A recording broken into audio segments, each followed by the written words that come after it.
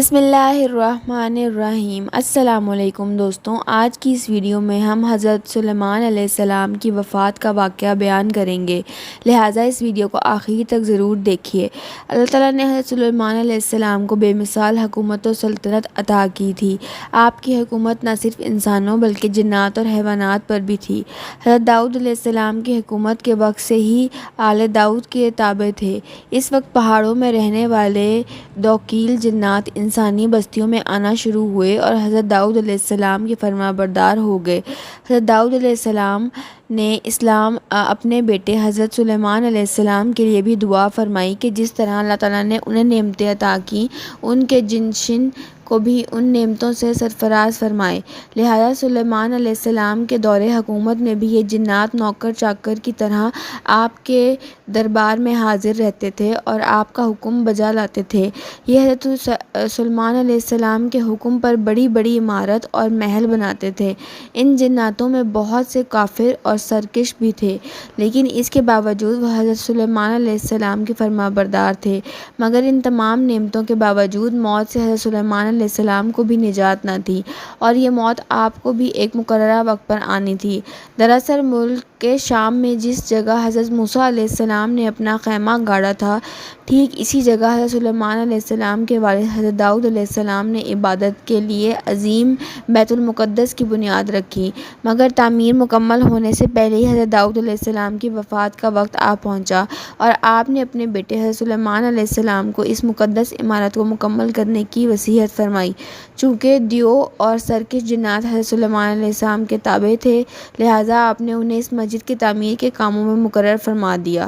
تاریخ شاہ سے پتہ چلتا ہے کہ عدوان کے علاقوں میں بڑی بڑی کاندھیں تھیں جن سے پتھر اور طرح طرح کی معدنیات نکالے جاتے تھے، جو انسانوں کے بس کی بات نہیں ہے۔ ان جنوں میں بعض غوطہ خور بھی تھے جو سمندر کے اندر غوطہ لگا کر قیمتی پتھر لے آتے اور حضرت سلیمان علیہ السلام کی خدمت میں پیش کرتے۔ بیت المقدس میں تعمیر کے لیے بھی یہ جنات دور دراز کے علاقوں سے بڑی بڑی چٹانیں اٹھا کر لایا کرتے تھے اور مسجد کی بنیادوں اور ستونوں کی بنیاد رکھا کرتے تھے۔ ان بڑے اور عظیم چٹانوں کو آج بھی مسجد الاقصیٰ کے اندرونی حصوں میں دیکھا جا سکتا ہے۔ حضرت سلیمان علیہ السلام کے خوف سے یہ جنات کام کیا کرتے تھے، یہاں تک کہ حضرت سلیمان علیہ السلام کی وفات کا وقت بھی قریب آ گیا مگر عمارت مکمل نہ ہو سکی۔ آپ نے دعا فرمائی کہ یا اللہ، میری موت جنوں کی جماعت پر ظاہر نہ ہو تاکہ وہ برابر عمارت مکمل کرنے کے کام میں لگے رہیں۔ چونکہ اگر جنات کو حضرت سلیمان علیہ السلام کی وفات کا علم ہو جاتا تو وہ فوراً کام چھوڑ دیتے اور تعمیر ادھوری رہ جاتی۔ لوگوں کا یہ بھی ماننا تھا کہ جنات کے پاس علم غیب ہے اور وہ ہر چیز سے باخبر ہے، لہٰذا حضرت سلیمان علیہ السلام نے دعا کی کہ ان سبھی کا علم غیر کا جو دعویٰ ہے وہ بھی باطل ٹھہرے۔ حضرت سلیمان علیہ السلام نے ملک الموت سے کہا تھا کہ میری موت کا وقت مجھے کچھ عرصہ پہلے ہی بتا دینا، لہٰذا ملک الموت ایک دن آپ کے پاس تشریف لائے اور اللہ کا حکم سنا دیا کہ عنقریب آپ کی موت ہونے والی ہے۔ ایک روایت کے مطابق ہے کہ ایک دفعہ اللہ کے نبی حضرت سلیمان علیہ السلام نماز ادا فرما رہے تھے تو سامنے ایک درخت آیا۔ حضرت سلیمان علیہ السلام نے اس سے پوچھا کہ تیرا نام کیا ہے؟ اس درخت نے کہا غروب۔ آپ نے پوچھا کہ تو کس چیز کے لیے ہے، دوا کے لیے یا عمر بڑھانے کے لیے؟ درخت نے کہا گھر کی خرابی اور ویرانی کے لیے۔ لہٰذا حضرت سلیمان علیہ السلام سمجھ گئے کہ آپ کی وفات کا وقت قریب آ چکا ہے۔ حضرت سلیمان علیہ السلام نے جناتوں کو ایک شیشے کا مکان بنانے کا حکم دیا۔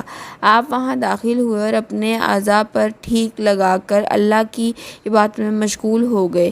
اس دوران آپ کی روح قبض کر لی گئی، لیکن اس لکڑی کے عصا کے سہارے حضرت سلیمان علیہ السلام اسی طرح کھڑے رہے اور جنات ادھر ادھر دیکھ کر آپ کو زندہ سمجھ کر اپنے کاموں میں مشغول رہے۔ جنات یہ سمجھ رہے تھے کہ آپ زندہ کھڑے ہیں اور عبادت میں مصروف ہیں۔ آپ اسی حالت میں ایک لمبے عرصے تک کھڑے رہے۔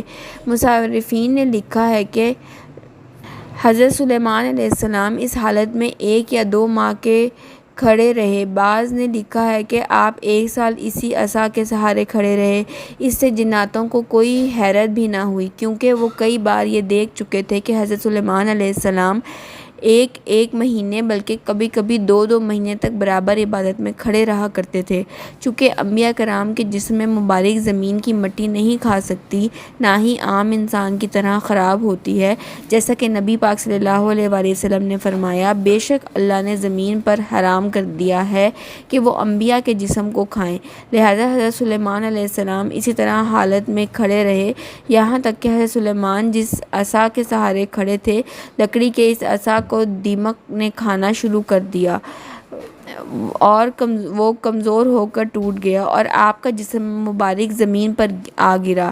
اس وقت جنوں کی جمع اور تمام انسانوں کو یہ علم ہوا کہ آپ کی وفات ہو چکی ہے۔ حضرت سلیمان علیہ السلام کی وفات اس عجیب واقعے نے اس چیز کی بھی حقیقت کھول دی کہ خود جنات کو بھی پتہ چل گیا اور سب انسانوں کو بھی کہ جنات عالم الغیب نہیں ہیں، کیونکہ اگر انہیں غیب کا علم ہوتا تو حضرت سلیمان علیہ السلام کی موت سے 1 سال پہلے ہی باخبر ہوتے۔ پھر جب ہم نے اس پر موت کا حکم بھیجا تو جنوں کو اس کی موت نہ بتائی گئی، مگر زمین کی دیمک نے اس کا عصا کھاتی تھی۔ جب سلیمان زمین پر آئے تو جنوں کی حقیقت کھل گئی، اگر غیب جانتے ہوتے تو اس خواری کے عذاب میں نہ ہوتے۔